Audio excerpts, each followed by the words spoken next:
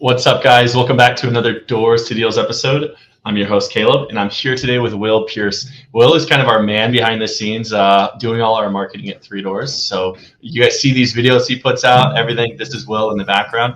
We're going to talk a lot today about organic and paid ads to help grow your business. So whether you're in real estate or anything else, you might be able to get some really great tips out of this video.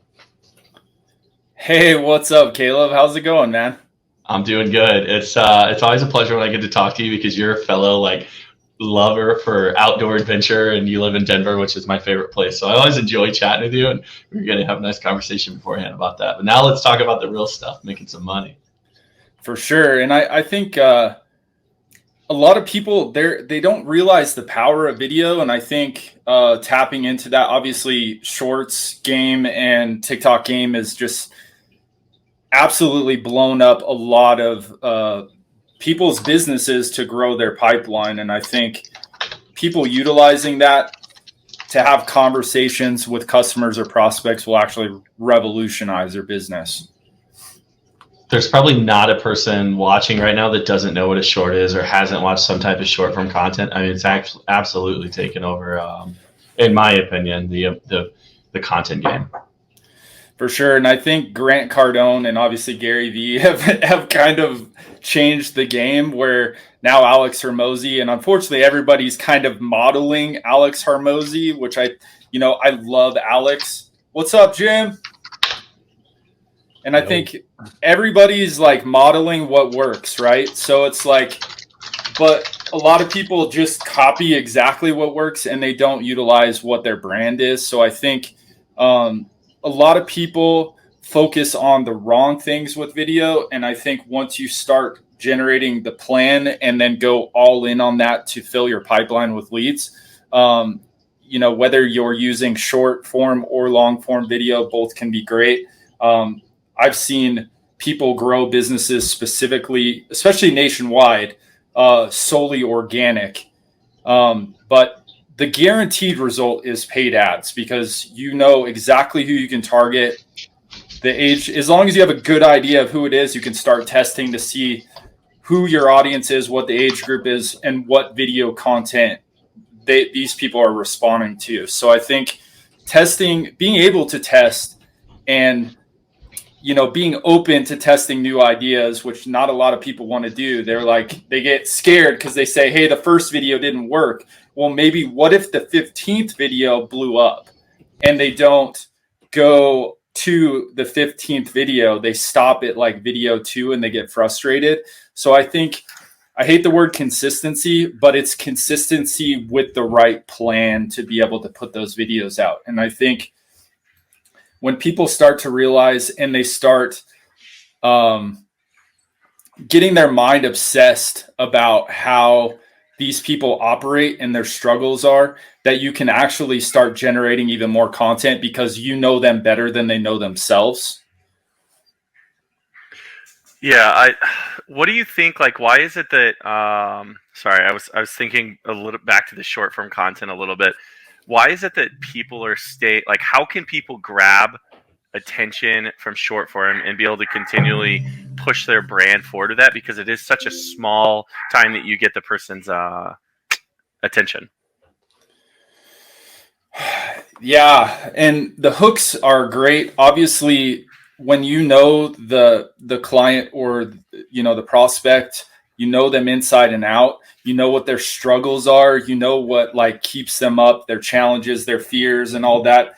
So it's going beyond the avatar, that you can hit them with that hook to go, oh my God, this person knows me. And I think a lot of people, they overlook those things, but those pain points and realizations that these people need to make to grow their, solve their problems, those pinpointed hooks will help get the attention. And if they're in the first 3 to 10 seconds of the video, they go not paying attention to go, oh my God, that's me. And then they pay attention to the video. And yeah, so there's a strategy, right, to where you set can you go over that strategy a little bit?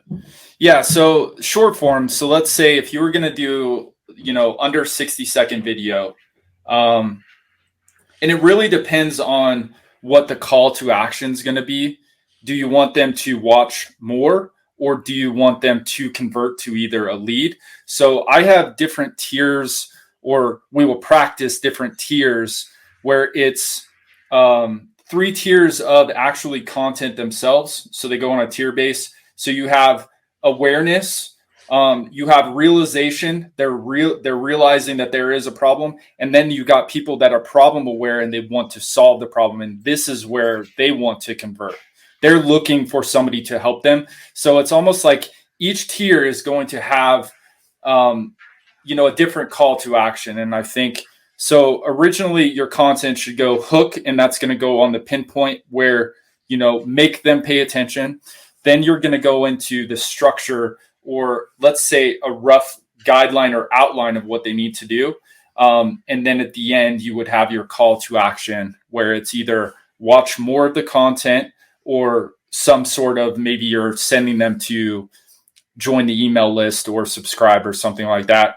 If it's more of they are problem aware and they're ready to pull the trigger, then that would be, hey, let's have a conversation with the team. And then that's when they get involved with the sales team. And then how does that differ when you're doing it organically or paid? Do you have to change your strategy? Somewhat. Obviously, let's use, for example, let's use Alex Hormozy as an example. You see a lot of, he's helping people get up to the certain level of $3 million, I believe, a year. So everybody else, he's like trying to help them get to that level. And then once they're there, they're like, all right, I'm ready to work with Alex Hormozy, because my revenue is at $3 million a year. So everything else is like, how do we get people up to where we need to help them at? So it's like, what the content is derived upon, how can I help them get to where they need to be? And once they get there, they're more likely to, they trust you, they know who you are, and they're like, this guy has helped me get to where I am today. I think he or she is going to be the one to help me get to where, I want to either scale bigger or fix a major problem that needs to get fixed. I think Gary Vee wrote the book on that with the jab, jab, jab, right hook, right? Oh, for sure. Yeah. I recognize that so much with I was a huge Gary Vee fan early on, so yeah, and he's revolutionized the content game for sure. And I really think that there's a good mix of the day to day, especially as, like, let's say a real estate investor, private equity fund, real estate agent, whoever you are, whatever the content derived is, where it's a good mix of day to day. You see what their life is like. And then you've also got awareness of the brand or the problem. And then, so there's different stages of those. And I think, obviously, the first thing is posting the video. People need to get over their fear. They're afraid of the camera. They obsess about all the wrong things, like literally everything in the way to make the video. They're like, I need to make my video. Well, then they go on this, I need a camera, I need the editing software. You're like, no, dude, you need to make a video. That's what you need to do. So hold this thing up in front of you and start talking to it. Yep. Make sure you hold it sideways or whichever kind of content you want to do. You'll probably just post content. Yeah, exactly. And I think the right plan will help you get to where you want to be. So, I mean, and it's okay if, like, let's say it's a low ticket value or something like that. The offer too is a big thing too, to sell your pipeline, where it's, you think about what your offer derives and how you can help them. And based on the offer, that's how you kind of price or work your revenue into that. So it's like, as you get better, the offer is going to get better. So, I mean, it's okay. Like if you're an agent teaching another agent how to get their first deal, there's people that need that. There's also people that have 100 deals that want to go to 1,000 deals. So it's like, if you know that person better than, they know themselves, the struggles because you've been there. I struggled to get my first deal. What struggles did I have? Okay, how can I help them overcome them? That's a content. And I think, building those plans and knowing those people can really do a lot of things. Yeah, you really have to know who your consumer is and what you're going after. I think a lot before you can build a lot of that content. If you're not hitting their struggles and trying to solve their problems, then why are they ever gonna? They're not gonna trust you. Yeah, exactly. And I think the short form content is great because, in all honesty, you literally use your phone and maybe get a $20 mic on Amazon and just start making that. But what I like about short form is, to me, it's short form content is like you can have a strategy, but you need to be consistent in posting the videos until one hits. Quote unquote, the viral is viral for a reason. We don't know when it's going to happen, but once you know the person, that content will be aligned with them. But what I like about short content, whether it's TikTok, Facebook Reels, Instagram Reels, or YouTube Shorts, what hits would make for a great long form topic. So it's like, hey, this short content hooked people in. Well, now I know this is probably going to be a great topic for a long form video, and you can base your long form video content ideas off of what is actually succeeding and going viral on short form. I actually just watched a Mr. Beast interview, and he talked about that exact same thing as like what YouTube is becoming, and this maybe doesn't directly correlate, but he's the first billionaire off of YouTube, so it's important that we listen to what he's saying. He's like, we're going to make shorts, see what shorts hit on YouTube, and that's what's becoming our long form content of our 20, 30, 40-minute long videos. Is if a short video blows up, we're going to do a big long video over it. And I was just sitting there listening to him and you said that, I was like, man, he's a billionaire for a reason, and he hit it right on the head. Yeah, so let's so real quick, guys. So like we're talking about, this is what I love about like principles, right? Like they can be applied to any widget, any business. And right now the discussion's on a very high level, macro level. Okay. So how about we have a little bit of fun here? So I'm a real estate investor and I'm looking for a deal. Okay. So like, how do we apply some of these concepts that we're talking about into that use case? What do you guys think? Hey guys, for those of you that are local to St. Louis, I wanted to make sure you knew about an amazing resource that we have to help do some extra deals. You can email our team at deals@3doors.com. And just so you know, we do deals with other investors all the time. Like it's been hundreds and hundreds over the years, and we've averaged over 100 deals with other investors per year over the last 5 years. We can straight up buy the deal if you have a wholesale under contract that you want to sell. If you need funding to finance a flip, or like you're doing a burst strategy, we have funding available for you. If you're trying to wholesale a deal, we're doing JV wholesale deals with other wholesalers that, quite frankly, some of the deals we're putting together for a beginner or an intermediate investor, they'd probably be walking away from because we have systems and processes and we have buyers in place that are paying top dollar for these properties. So make sure you use this resource. And the best way to get and the easiest way is to just send us an email, deals@3doors.com. All right, back to the episode. How about we have a little bit of fun here? So I'm a real estate investor and I'm looking for a deal. Okay. So like, how do we apply some of these concepts that we're talking about into that use case? What do you guys think? So I think, all right, let's use this is a great example. So a real estate investor wanted to do their first deal. Now you take this step back to say, how do we define this? So once we narrow that down and say, I want to find my first deal. Okay, what type of clientele am I trying to reach? Is it going to be pre-foreclosure, short sale, divorce?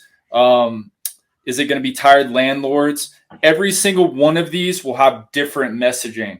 And I think specializing, whether you want to specialize in short sales or you want to even be a wholesaler or a flipper. So define that. So let's say, for example, they want to go after pre-foreclosures. Does that sound good? Yeah, there's a lot of people who think that market's going to get big. So if we, especially in 2023, let's use this as an example for content, whether it's paid or organic.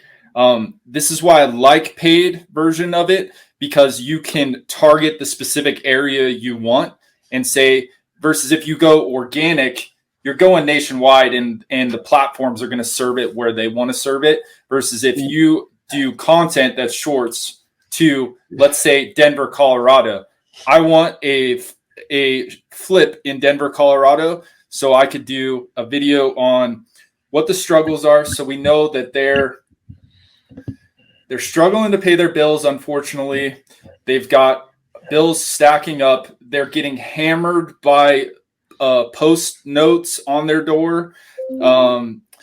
They're getting hammered by text blasts, cold calls, and I think a lot of people. So if you can understand how this person is feeling, they're getting calls from the bank.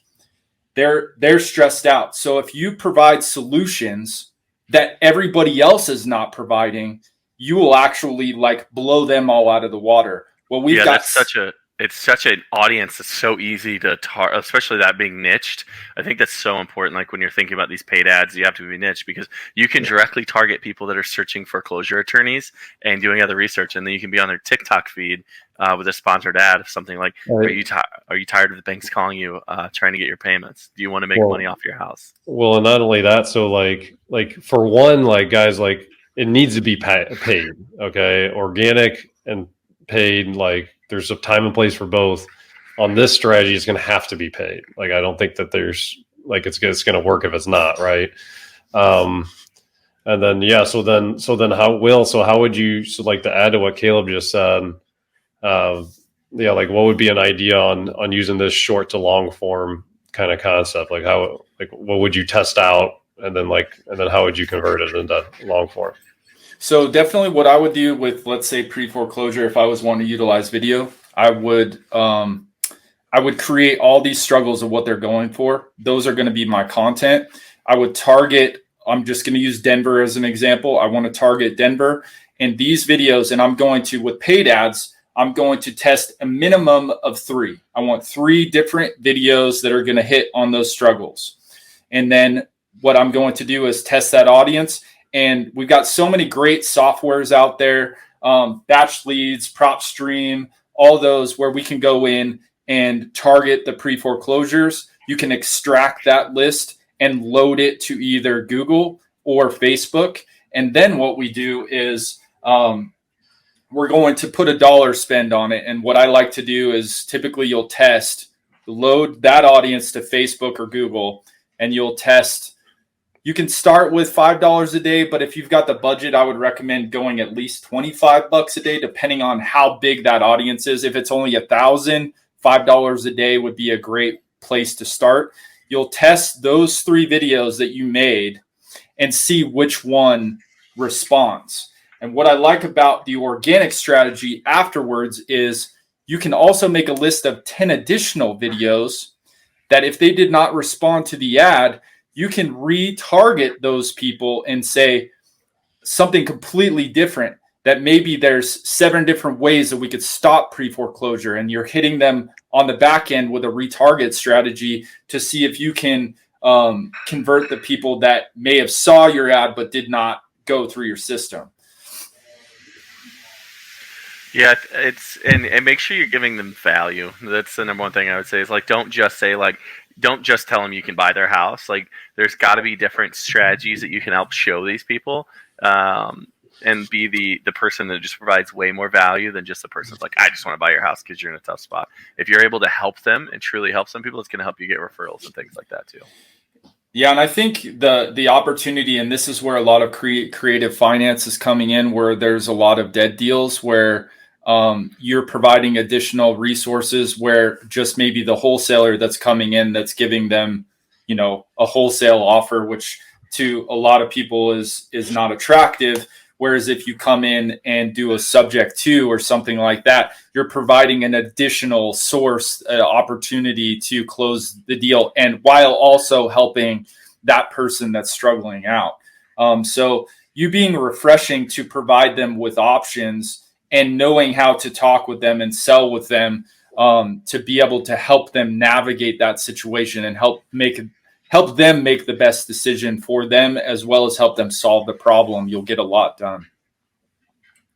Absolutely.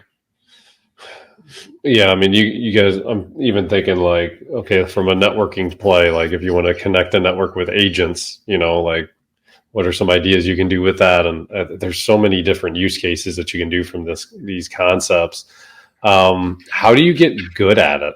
Like, it's one thing to like know and do this. How do you get good at it? Like, what do you think? How do you develop those skills? I think obviously practice and repetition is a big thing. I think what I like to do before I make a video, I'm a goofball. So I will play my favorite song. I will dance like an absolute idiot in the room with no camera on, just to get happy and get like motivated to make a video. So a lot of people struggle with the gear. You've got the best gear in your pocket. These have become so great. The cameras are great. The only thing that I would say is a good mic will upgrade the quality. And there are $20 lavalier mics or wireless lav mics if you have an iPhone. And so what I would do is you practice, and you don't have to upload your first 5 videos. You could just record them on your phone, and maybe somebody that you trust, you can just say, hey, can you give me some feedback? Okay, maybe you're hunched over or you seem angry. The one tip that I could say is when you're talking, practice smiling. It changes the video.